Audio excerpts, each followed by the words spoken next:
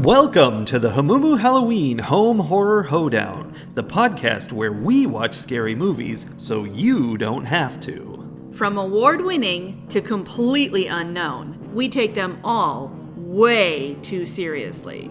I'm your host, Mike Hommel. And I'm your host, Solange Hommel. Now, warning, we use a ghoulish number of spoilers, so watch the movies first. Second warning, we don't know anything about anything, so don't take us seriously as we take these movies seriously.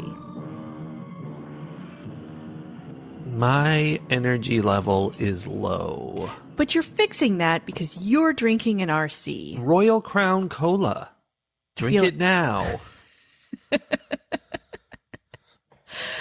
Appropriate for what I was going to suggest for our open, which is Capitalism Works. Because we watched Night Swim from 2024 because our TV told us over and over and over again that it existed and we should watch it. That's true, it did. I don't know. I chose it because the little pre-clip that they show on Peacock, like, oh, that you're going to watch this movie because heaven forbid we just show you pictures that you can flip through. We're going to stop and load a video every time you go to each show, and it's going to drive you insane and make noise even. We can change that setting. Can we? Pretty sure. We should. Which we have done in the past, and every once in a while they do something, some update that changes the default. But, we could fix that, I think. But this one showed the scene where someone was swimming in a pool and there was a little "we all float down here" person in their pool drain. Because they had to pull a doll out, but also a hand made of hair. Yeah, something like that. Yeah. Creepy. So I was excited. So the image of a pool connected to the idea of a horror story is a draw for you. I thought it was going to be kind of dumb because it is a haunted pool story. You thought it was going to be along the lines of the one where there was a remote control car in the pool, or Ghost Shark maybe? Wait, you mean when my sister drove my remote control car into the pool? No, I'm not talking about your massive childhood trauma. I'm talking about that movie that had the remote control car that was haunted. And at one point it was in the pool. Wasn't it? Remote control haunted car? Are you talking about remote control boat? Yeah, I'm using the completely wrong word for the thing that I'm thinking about. That's good. Yeah. I just wanted to trigger your massive childhood trauma. It wasn't in the pool, I don't think. I thought it was in the pool. There was a shark that went in the pool. That was a ghost shark. Well, I remember Ghost Shark, but I thought there was one other ridiculous horror movie that involved a pool. I don't know. It could be. Was Ghost Shark the one where the teenagers were at the house and they left that one teenager behind and they had to walk through the neighborhood to get to the parking lot? Yeah. And there was the girl who decided to wash the neighbor's car and we didn't see her for a day. We never saw her again. Right. Okay. So I think maybe I'm just thinking of multiple scenes from Ghost Shark. Yeah, that was a shark, not a boat. Yeah. This movie also featured not a car. A remote control boat puttering around the pool. It did. But it was a haunted remote control boat. Because the pool, or the monster that lived in the hot spring that fed the pool, which I want to come back to, could somehow tell, it had a way of knowing what the thing is that would most draw you in. Yeah. So it used the remote control car for the little boy. It was a boat. I don't know what words mean. Used the remote control boat for the little boy. It used the baseball for the dad. Mm-hmm. It used the remote control boat for the little girl 20 years earlier. It did. Did it use the remote control boat twice? Yeah. Yeah, it likes that one. It knows that's what kids like. It used the bloated corpse for the teenage girl. Yeah, she likes those. And the coins were a thing, but the family threw them in it initially. Or maybe the pool was like, oh, these guys like coins. Yeah, they like use money. Those. Yeah, a haunted pool story. And that's a silly idea. A little bit. So some quick background about the movie. We have a family that moves into a house. They have to move into this house because the dad, who is a former baseball star, has MS, and the pool is going to provide like physical therapy for him. And basically this family is dealing with multiple things around the dad, right? Like the fact that he has MS, the fact that he was a major star, the fact that he no longer is a major star. Like all of these things are impacting the wife and the two kids. Apparently he's the star of their issues. I mean, they have pretty much wrapped their whole world around him. Yeah. So he wants this house for the therapeutic effects of the pool. Little does he know, it has extreme therapeutic effects. It does. Magically healed his hand when he cut it real badly. Mm-hmm. And although it was really the pool's fault that he cut it in the first place, so that's rude. And it was curing his general functioning in life.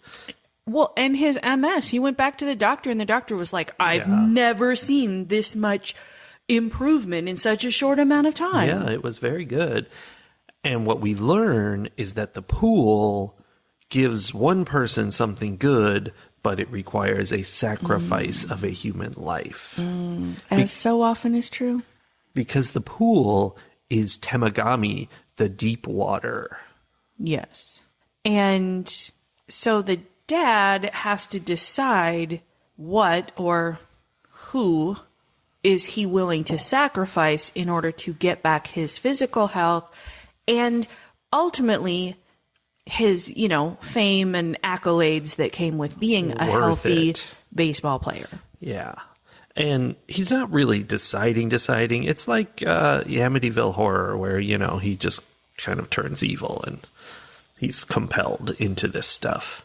Right. The pool is, I think the way it works is the pool is just like, oh, you want this thing. And I don't think he ever went to the pool and said, I wish I, were all better or anything. Big. Right. I think it's again, it knows your innermost secret thoughts. Right. And so like a regular pool.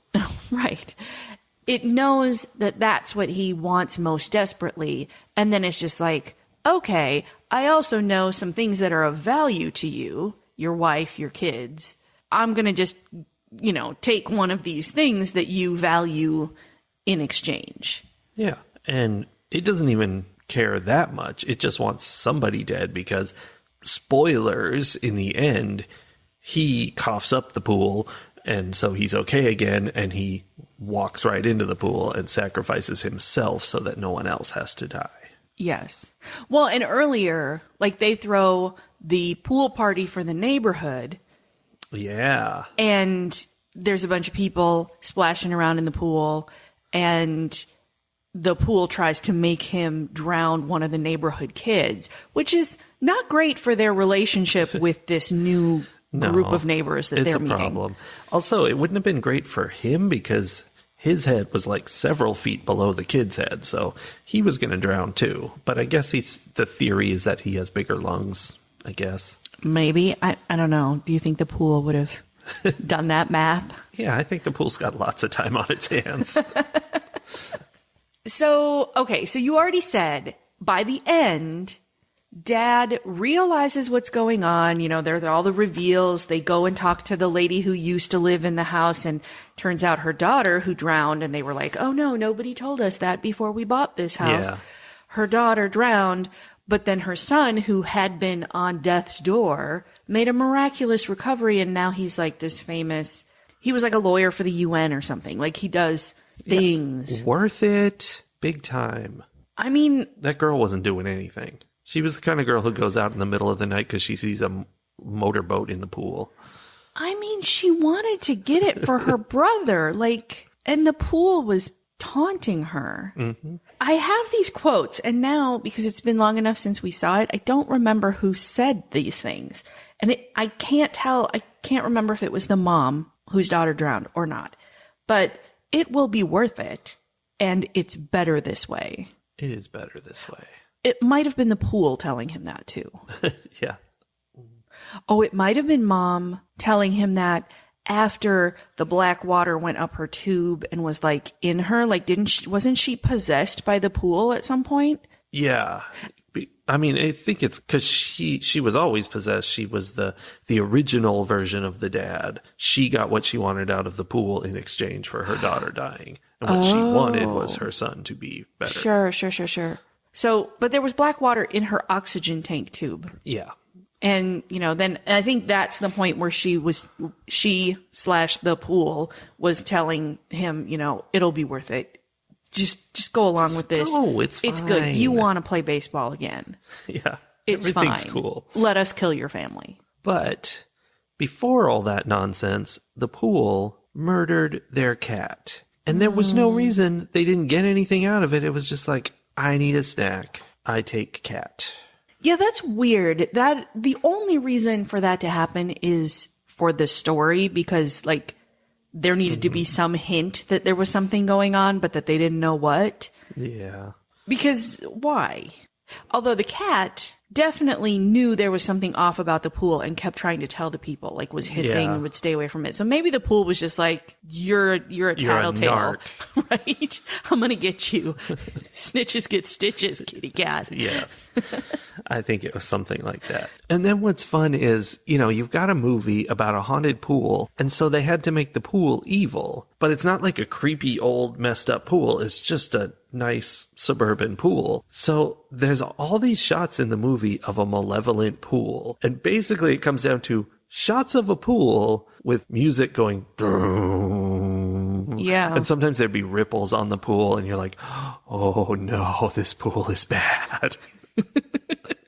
I mean, when it really got bad, like black goo came out of the drains and, we got some of that. Stuff happened. Yeah. Oh, one of the points where the black goo came out was when they were like getting the pool all cleaned up and stuff, and they had drained it and they were cleaning it. And that's when he got cut because he was like digging in the drain. Yeah. And all this black stuff starts coming out. And they have a pool expert come by who just, very casually mentions that this pool is fed by a hot spring. Yeah, it's a rare thing, but it is something he's seen before because in this area, there's lots of hot springs. I'm very curious, not curious enough to have actually done any research, but I'm very curious about whether that's actually a thing, because that doesn't feel like a thing to me. It's weird. I mean, it would be cool. Like, I guess if water is, burbling up from the ground automatically, why not hook that up to your pool and get free water? Warm water with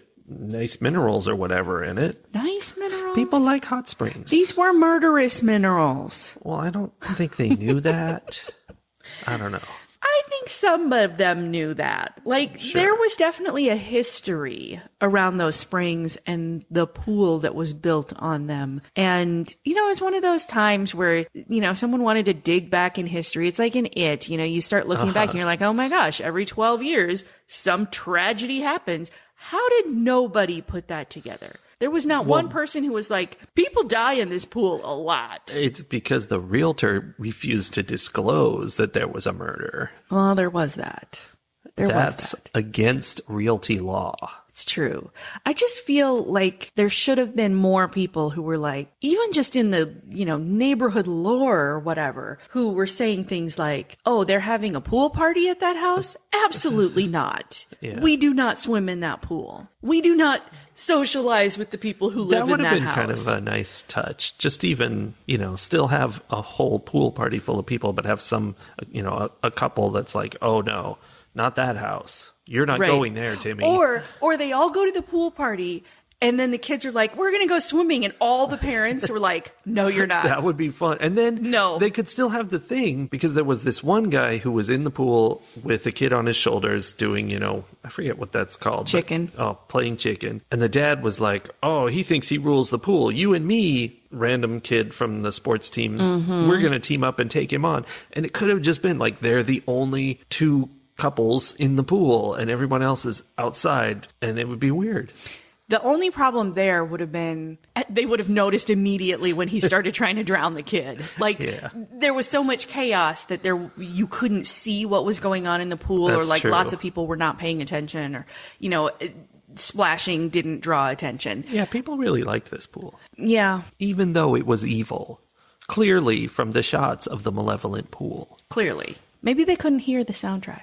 That's what I wonder, because that was really the only thing that made those shots evil. Yeah. Can we talk about this dad and his relationship with his son for a moment? I have something to say about because that. there were a whole lot of red flags there. Mm-hmm. First of all, the fact that he was all about playing with these other kids who were on the baseball team because he could relate to the baseball kids and he couldn't relate to his weird kid that wasn't, a baseball star. There was that, but also the point where the wife goes off to do something and is like, hey, watch the kids. Yeah. And he's doing whatever in the garage. And his son is like, we should go swimming. Like, will you go swimming with me? And he's like, I'll be there in a little bit. In the meantime, here's a quarter with a face drawn on it in Sharpie. You'll be fine. Uh-huh. That, I wrote down a quote. The kid is talking to him and he says, Mom says I can't swim alone. And he's like, oh, well, just go ahead and I'll be there in a minute. Like, it's a swimming pool. There's laws about putting fences around them in places. Yeah. I mean, and that's why he draws a face on a quarter and is like, here you go. Now you're not alone, kid. Like, what? Money is a great substitute for parents. Also, he's like, just stay in the shallow end. And the kid's in the shallow end and the water is literally up to his shoulders. He's a bad dad. He's a bad dad before he's obsessed or possessed by the pool. Yeah. I think that makes sense. He's a, career baseball guy. Like, not to be rude to people who are, they could be great, but that's a big stereotype. Yeah. Well, and he's got the illness, and not that makes for an excuse for him to be a bad dad, but I think there is an element of he's like way in his own head right now because he's, facing his own mortality and the loss of the thing that makes him feel like he is worthy of existing. Which, to be clear, is not his kid. He's perfectly okay with losing that. Right. No. It's definitely his throwing arm. Or maybe, no, he's more about hitting because he was super excited when he hit the ball so hard it exploded. Because apparently that was the pool being like, dude, if you let me have your kid, here's what you can do. You can really awe the little leaguers. Yeah. Weird. He also has a teenage daughter who her form of rebellion is to not be into baseball, but instead to become a swimmer with the Christian Lake Trout swim team because Lake Trout is the this is the high school mascot. Yeah, the high school mascot. Classic. Christian swim team. Yeah. Huh? You swim for the Lord. I guess. Didn't seem to save her. What they from do. The bloated corpse. No, but they part the water in front of them and then they could just run while everyone else has to swim. It's a huge advantage. It does sound like a huge advantage. I feel like that should be in the news more often. Well, there aren't a lot of Christian swim teams. Apparently not. At one point, the dad asks his wife, this is the weirdest question. He's like, what makes more sense, that the pool is helping us or that it's haunted? And I'm like, well, I mean, it would have to be haunted to be helping you, right? Right. It's like, it's not it doesn't do things. It's a pool. Your question is somewhat flawed, sir. There were some weird leaps of logic or those moments in horror movies where people just accept that a supernatural thing is happening and then react accordingly. Or not accordingly, because there's a part where the kid is drowning in the pool and the mom and the daughter are both trying to rescue him. And what the pool is doing is pulling the cover over the pool. Like, oh, you're not going to save him. I'm going to cover it up. And it's just like the crank is just turning on its own. The cover is moving. And they're sitting there trying to fight with it, like physically restraining it, which makes sense. I mean, you'd have to, but it felt like they're acting like, this darn thing again. Let me stop it. Like the ghosts are always closing the pool. It's just, you're fighting something that shouldn't even exist. This is a big deal. Yeah. But I guess they were caught up in the whole rescuing the kid thing, which I'm not sure that the pool cover was really their problem. They should have stopped fighting it and just grabbed him, because even if the pool was covered, they could swim to the edge and squeeze out under the cover. I mean, the pool definitely was grabby underneath too, The pool was bad. And it got really, really deep at times. That was my favorite part. Same. Good. The shots where you're like, way fathoms, it seems, below the surface, and they look up and there's just like a little blue rectangle up at the top. Yeah. Yeah, that was cool. Those were my favorite bits, and I was like, that's cool. It's like it's just going on forever. I don't know. I like it. But then you come back up to the surface and the other people in the pool have no idea. Like, yeah, they're like, you they were did gone not for 2 experience seconds down there. Yeah. Yeah, that was pretty cool. I do have like a mild fear about pool covers.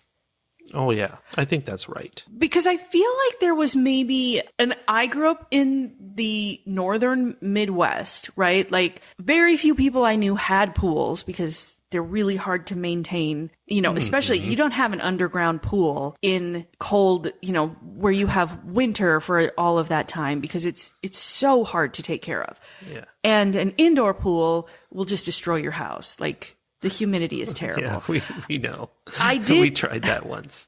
We didn't try it, but we checked out a house that had one, and yes, you could tell it was like steamy chlorine air all over. Yeah, I did have a friend growing up who their house there was like an extension of their house that had an indoor pool in it, and it was super cool. It was so cool because we would go for winter parties and we'd get to swim in the pool. That is cool. It was very cool. But I feel like it was at that house where we were like given some kind, you know, they gave us, you know, a bunch of standard pool etiquette because, you know, this was back in the 80s and 90s where we were just watching ourselves in the pool. Yeah. They were like, don't run on the tile. Don't play with the pool cover. Do not talk to anyone in the drain. I don't think they mentioned that one. Oh, I mean, lax because they parenting. were hoping to get something out of it. Maybe. You know, they would give us like this standard protocol and like look after each other. And then they'd go have their party and we're like having our kid party in the pool. It's amazing nobody died. But I feel like part of that lecture was talking about like, you are absolutely not allowed to put the pool cover out in any way. Yeah. Like you don't go on the pool cover. The pool cover is not a toy. You can drown if you play with the pool cover. That's always been what everyone says. Oh yeah, that's like way in my head. Yeah. Like pool covers and quicksand are the same. They are. And I have had equal experience with both of them as an adult. Yeah, I've had some experience with pool covers, but I didn't violate the rules because they make it very serious. Okay, so you grew up in Southern California with an underground pool. Yeah. I shouldn't say underground. That's not the right term. Yeah, in-ground. Was a grotto. Underground would be cool. Yeah. Except people would definitely drown in there. No, you grew up with an in-ground pool. Did it have a pool cover then? Sometimes. It was many, many years we didn't, but then there was some point for several years where we had a big cover.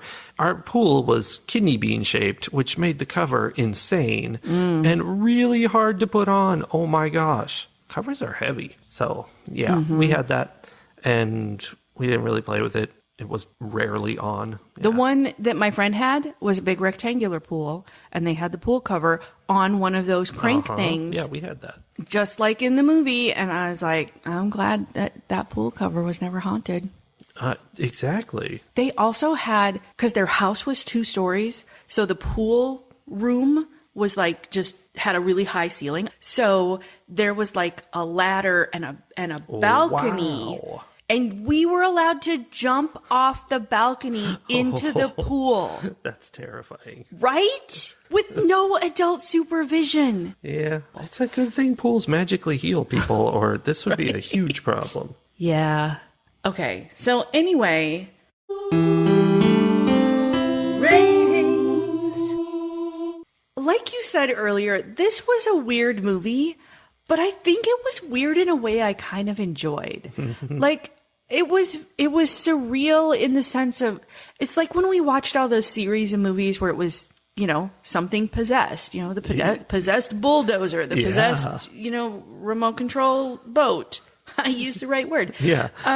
You know, that was actually a movie about a real boat. It's just that they used a remote control boat because it was... Oh, man, I forgot about that. It was low budget.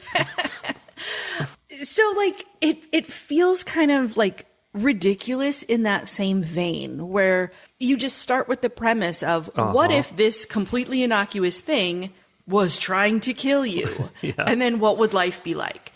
And it's very like lighthearted entertainment in that sense, because I'm like, I'm not afraid of this, but it's kind of funny to watch like this thought experiment play out. Yeah. So I enjoyed watching this movie, and I don't know that comes across with all of the things I've said so far, but it was fun. It was goofy. And there were some moments of like real family emotion around some of it. Like it was very fleeting, but there were moments. And, you know, the whole dad and son struggle to bond kind of situation. And early on, the parents are at the doctor's office and going through the trauma of knowing that one of them is going to die, right? Has this illness that will inevitably lead to death at this point. And they were like, "Doctor, if we give you our son, would you fix it?" No. Only the pool. Only the pool. No, the doctor says to them, you can build a good life together. First, you have to let go of the old one, which really is the premise of the whole movie, right? The fact that dad couldn't do that is why the pool was able to be like, oh, you really want that back? I gotcha. Yeah. I gotcha. Yeah. So like that struggling of what happens when your personal dreams disappear and you have to become a completely different person in your 30s. What happens when the love of your life is diagnosed with a terminal illness? And, you know, there was just a thin layer of that I enjoyed. And then, of course, you know, the very redeeming end of the dad realizing that getting his heyday baseball career back was not as important as making sure that his children stayed alive and that his family was safe and that he made this sacrifice to defeat the evil and protect his family. To reward the evil and protect his family. Well, that's true. To fulfill the contract with the evil that they didn't really know they had made. Yeah, it was real fine print terms and conditions kind of pool. For sure. If you get in the pool, and then he fell in the pool to begin with. They were like, "Oh, you're in the water now. I guess I have to kill one of your kids." Okay. Yeah. No, I liked that, you know, redemption at the end, and then the fact that the mom and the kids were like, "We're not letting the pool chase us out of this home that we have, like this place where we are coming together as a family, minus dad." They're like, "We're not giving this up," and they fill in the pool. Which, is that going to work? Isn't it going to like seep up through the I mean, there's definitely potential for a sequel, either like somewhat later where, you know, then suddenly because the pool demon was denied access to the pool, now the pool demon is creating like sinkholes all around the neighborhood or something. Yeah. Or long term where, you know, 100 years later. That would be a very futuristic movie. Right, but the family that moves in, you know, the kid is like, "Oh, why is there water here?" And they like rediscover the hot springs. Yeah. And are like, "It's weird, there's like tile in here and it almost looks like there used to be a pool here," or whatever. But they, you know, rediscover this bubbling up springs. There's potential there. I would watch those sequels. Okay. Yeah, so I guess it was done well enough that I wasn't pulled out by any bad movie making. The acting was good enough. Everything was good enough, and I enjoyed watching it. So I am going to give Night Swim 3.5 Tide Pods out of 5. I mean, I enjoyed it, but it wasn't like special, really. Yeah. So, you know, it's a solid, like, basic horror movie, if that's what you like. Yeah. That's kind of how I feel about the actual like content of the movie, but just going in, I couldn't get over the idea that this is about a haunted pool. like the whole movie, just going in, you said it was goofy, but it's not a goofy movie. It's a serious movie about something really dumb. Mm-hmm.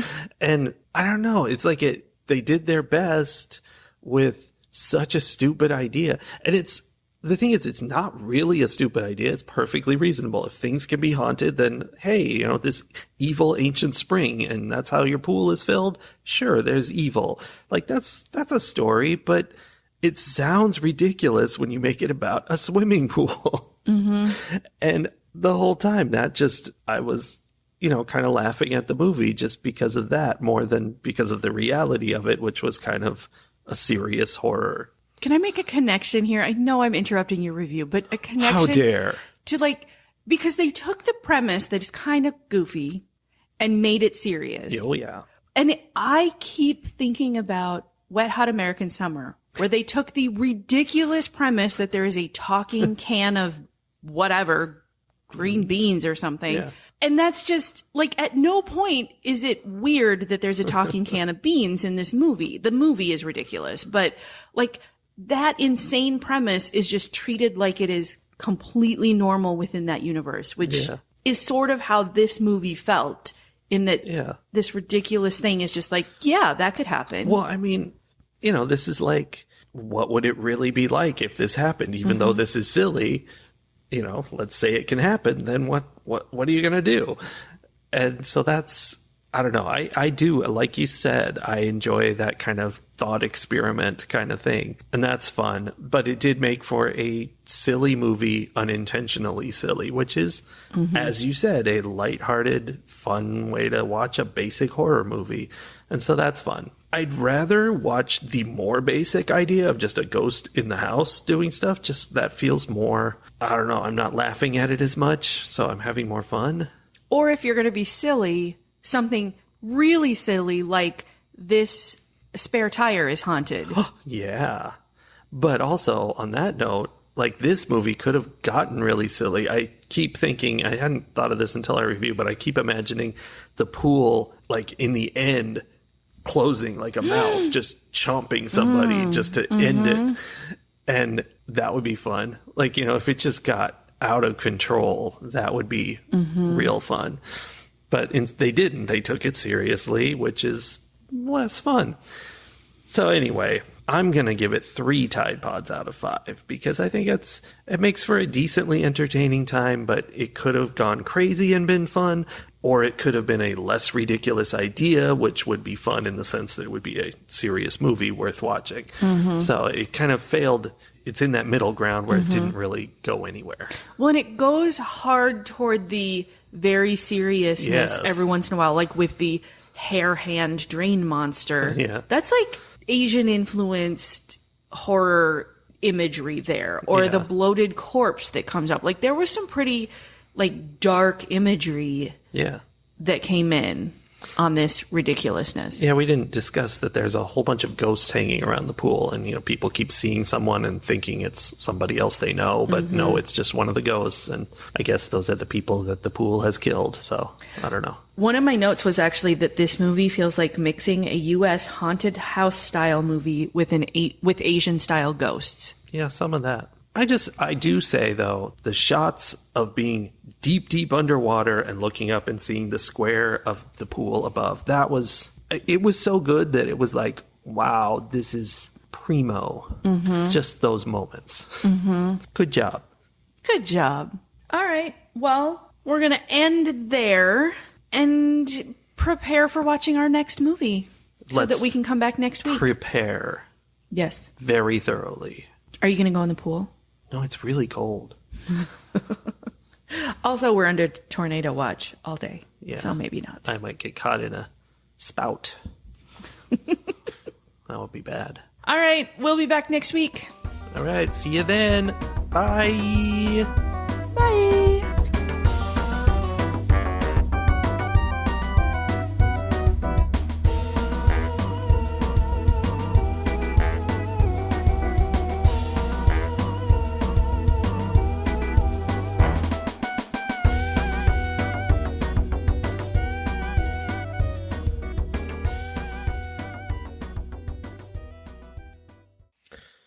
Hello, guests. Started. We're talking over at each the other. Same time. Friends. Enemies. Really big.